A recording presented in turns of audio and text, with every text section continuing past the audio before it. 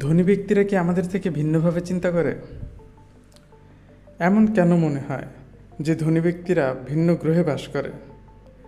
ব্যক্তিগত বিমান, প্যাসিভ আয়, তাছাড়া যে বয়সে আমরা বেশিরভাগ মানুষ বিল, ঋণের বোঝা এবং ভালো জীবনযাপনের চেষ্টা নিয়ে ব্যস্ত থাকি, সে বয়সে তারা অবসরে চলে যায়, যেন সারা জীবনে যা আয় করা প্রয়োজন তা সে অর্জন করে ফেলেছে। এরকম জীবনযাপন কেবল তাদের কাছে প্রচুর টাকা রয়েছে সেজন্য নয়, বিষয়টা সহজ হয়েছে কারণ তারা ভিন্নভাবে চিন্তা করে, ভিন্নভাবে অর্থের পরিকল্পনা করে এবং তারা নিজেদের অর্থকে কেবল ব্যয় করার জন্য ব্যবহার করে না, অর্থকে কিভাবে একটি হাতিয়ার হিসাবে ব্যবহার করা যায় সেই চিন্তা নিয়ে ব্যস্ত থাকে। এই ভিডিওতে আমরা ধনী ব্যক্তিরা কিভাবে আমাদের থেকে ভিন্নভাবে তাদের অর্থ নিয়ে চিন্তা বা পরিকল্পনা করে সে বিষয়গুলো বোঝার চেষ্টা করব এবং আরও গুরুত্বপূর্ণ, আজ থেকে আপনি কিভাবে আপনার নিজের জীবনে এই কৌশলগুলো প্রয়োগ করতে পারেন ভিডিওটি দেখলে তাও জানতে পারবেন। চলুন শুরু করা যাক। আমাদের মধ্যে বেশিরভাগ মানুষ 30 দিনের একটি চক্রে বাস করে। এই চক্রটি হচ্ছে স্যালারি এবং বিলের চক্র। প্রতি মাসে বেতন হিসাবে আমাদের হাতে টাকা আসে, প্রতি মাসের বিল দিতে দিতে আমাদের সেই টাকা চলে যায় এবং যা কিছু অবশিষ্ট থাকে, যদি কিছু থাকে, তা অন্যান্য কাজে ব্যয় করা যায় অথবা সঞ্চয়ের জন্য আলাদা করা হয়। কিন্তু যারা আর্থিকভাবে স্বাবলম্বী তারা ভিন্নভাবে বিষয়টিকে সাজায়। তারা কেবল জানতে চায় না এই মাসে আমি কি খরচ করতে পারবো, তারা নিজেকে নিজে জিজ্ঞাসা করে এই খরচের সিদ্ধান্ত আগামী 5 বা 10 বছরে আমার লাইফস্টাইলের প্রতি কী প্রভাব ফেলবে বা কিভাবে প্রভাব ফেলবে। নতুন গাড়ি বা মোবাইলে আপগ্রেড করার পরিবর্তে তারা স্থায়ী বা দীর্ঘমেয়াদী বিনিয়োগের কথা চিন্তা করে। আপনার আজকের ক্রয় করা নতুন ফোনের দাম আগামী 2 বছরে ক্রমান্বয়ে হ্রাস পাবে, কিন্তু কোনো ঝুঁকিবিহীন বিনিয়োগে সমপরিমাণ টাকা বিনিয়োগ করলে তা ক্রমান্বয়ে বৃদ্ধি পেতে থাকবে। আমরা সাধারণ জনগণ প্রতিষ্ঠানের পণ্য ক্রয় করা নিয়ে ব্যস্ত থাকি, যেখানে তার প্রতিষ্ঠানের মালিকানা ক্রয়ের চিন্তা করে। বেকারি থেকে একটি কেক ক্রয় না করে বেকারির মালিক হওয়ার চিন্তা মাথায় রাখতে পারলে আপনিও ভালো কিছু করতে পারবেন। বেশিরভাগ মানুষের কাছে অর্থই চূড়ান্ত লক্ষ্য। যদি আমার কাছে 10 কোটি টাকা থাকতো, আমি আর কোনো অর্থের চাহিদা করতাম না, এরকম মন মানসিকতার লোক আমাদের সমাজে অনেক রয়েছে। কিন্তু সকলেই এই অর্থের পেছনে ছুটে নিজের সমস্ত জীবন অতিবাহিত করে না। অর্থকে সম্পদ তৈরির একটি হাতিয়ার হিসাবে গড়ে তোলে। তারা অর্থ বিনিয়োগ করে, ব্যবসা তৈরি করে, সম্পদ অর্জন করতে এবং তাদের ভবিষ্যৎ নিরাপদ করতে ব্যবহার করে।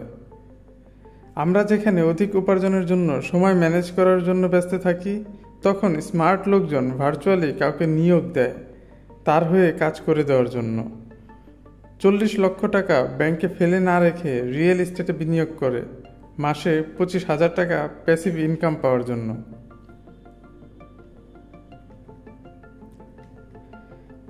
এখানে একটি পরিবর্তনশীল নীতি রয়েছে। অধিকাংশ ব্যক্তি উপার্জন করে ব্যয় করে এবং যা অবশিষ্ট থাকে তা সঞ্চয় করে, কিন্তু যারা স্মার্ট তারা কেবল তাদের আয় থেকে উপার্জন করে, বিনিয়োগ করে এবং অতঃপর ব্যয় করে। তারা তাদের উপার্জিত অর্থকে প্রথমে কাজে লাগানোকে অগ্রাধিকার দেয়। স্টক, রিয়েল এস্টেট, ব্যবসা, এই আয় উৎপাদনকারী সম্পদগুলি দীর্ঘমেয়াদী সম্পদের আসল চালিকা শক্তি। আমি এখন যে সম্পদ ক্রয় করেছি সেই সম্পদ কি আমাকে অর্থ উপার্জন করতে সাহায্য করবে না করবে না, অথবা আমাকে আমার বিনিয়োগকৃত সম্পদ ফেরত দিতে কতক্ষণ সময় লাগবে। আর্থিক শিক্ষা বা জ্ঞানের জন্য কোনো ডিগ্রি অর্জন করতে হবে ব্যাপারটা এমন নয়। বিষয়টি হচ্ছে আর্থিক সাক্ষরতা। ধনী ব্যক্তিরা নিয়মিত বই পড়েন, বাজার অনুসরণ করেন, উপদেষ্টা নিয়োগ করেন এবং অর্থ কিভাবে কাজ করে তা অধ্যয়ন করেন। আমি হলফ করে বলতে পারি এই ভিডিও যারা দেখছেন অধিকাংশই জানেন না টাকা তৈরি কিভাবে হয়। তাই অর্থ এবং অর্থের ব্যবহার জানা প্রয়োজন। কোনটা ভালো বিনিয়োগ এবং কোনটা খারাপ বিনিয়োগ, বিষয়গুলোর মধ্যে পার্থক্য জানা আমাদের সকলের প্রয়োজন। এদিকে আমাদের মধ্যে অনেকেই কখনো ক্রেডিট স্কোর কিভাবে কাজ করে বা কর কিভাবে জমা দিতে হয় তা জানি না, কারণ আমরা অলস বা কেউ আমাদের শিখতে আগ্রহী করে তোলেনি। তবে আপনি শেখা শুরু করতে পারেন এবং এটি শক্তিশালী হাতিয়ার। সম্পদের সুষ্ঠু ব্যবহার সম্পর্কে জানতে আপনার ঋণ, আয়কর এ সকল বিষয়ে ধারণা থাকা প্রয়োজন। সবচেয়ে বড় ফাঁদগুলোর মধ্যে একটি হচ্ছে জীবনযাত্রায় মুদ্রাস্ফীতি। বেশিরভাগ মানুষ তাদের আয় বাড়ার সাথে সাথে তাদের ব্যয় বৃদ্ধি করে। স্বাবলম্বী ব্যক্তিরা প্রায়শই তাদের সামর্থ্যের নিচে বসবাস করে। বিলাসিতা আপনার পোশাক এবং চলাফেরায় প্রদর্শন না করে আপনার সম্পদে প্রদর্শিত হওয়া উচিত। বিশেষ করে সম্পদ তৈরি করার সময় যতটা মিতব্যয়ী হওয়া যায় ততটা ভালো।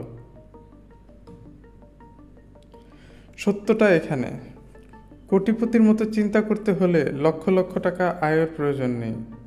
আপনি শুরু করতে পারেন আজ এবং এখন থেকেই। আজই দীর্ঘমেয়াদী সিদ্ধান্ত নিতে পারেন আপনি। ধারাবাহিকভাবে ছোট পরিমাণে বিনিয়োগ আরম্ভ করুন। অর্থ কীভাবে কাজ করে তা শিখতে থাকুন। আপনার সামর্থ্যের ওপরে না গিয়ে বরং সামর্থ্যের একটু নিচে জীবনযাপন করুন। অর্থকে একটি হাতিয়ার হিসাবে বিবেচনা করুন। আজকের ছোট পরিবর্তন আগামীর বড় ফলাফলের দিকে নিয়ে যাবে আপনাকে। শুরু করার জন্য আপনাকে ধনী হওয়ার দরকার নেই, তবে আপনি যদি এখনই শুরু করেন তাহলে আপনি আপনার পথে একটু অগ্রসর হয়ে থাকলেন। যদি আপনি এই ভিডিওটি সহায়ক বলে মনে করেন তাহলে লাইক বাটন চাপুন এবং সাবস্ক্রাইব করে আমাদের সাথেই থাকুন। নিচে একটি কমেন্ট করে জানিয়ে দিবেন কোন অভ্যাস দিয়ে আপনি শুরু করতে চাচ্ছেন।